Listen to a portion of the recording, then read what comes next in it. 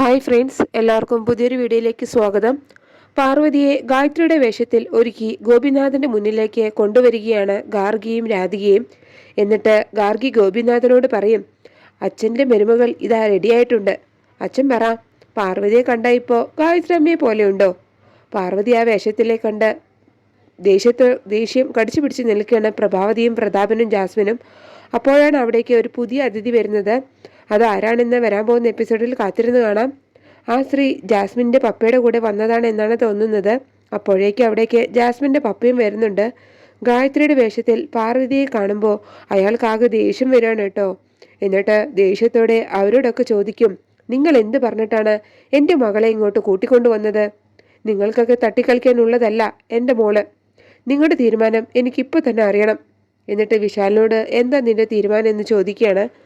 അപ്പോൾ വിശാൽ പറയും, ഞാൻ ഉറപ്പ് തരുന്നു, ജാസ്മിൻ വീണ്ടും വിവാഹ വേഷത്തിൽ ഒരുങ്ങും, വിവാഹം നടക്കും. ഈ വിശാൽ ഗോപിനാഥന് വാക്കൊന്നേ ഉള്ളൂ. വിശാലി പറയുന്നത് കേട്ട് സന്തോഷത്തോടെ നിൽക്കുകയാണ് ജാസ്മിനും പ്രഭാവതിയും പ്രതാപനും ഒക്കെ.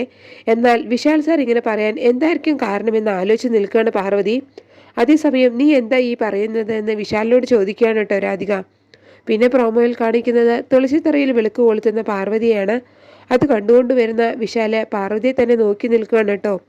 എന്നിട്ട് മനസ്സിൽ വിചാരിക്കും, എന്താ ഒരു ഐശ്വര്യം, സാക്ഷാൽ പാർവതി ദേവിയെ പോലെ തന്നെയുണ്ട് കാണാൻ. അത്രയൊക്കെയാണ് ആ പുതിയ പ്രോമോയിൽ കാണിച്ചിരിക്കുന്നത്. നിങ്ങൾക്ക് എൻ്റെ റിവ്യൂ ഇഷ്ടമായാൽ മറക്കാതെ എല്ലാവരും ലൈക്ക് സബ്സ്ക്രൈബ് തന്ന് എന്നെ ഒന്ന് സപ്പോർട്ട് ചെയ്യണേ പ്ലീസ്.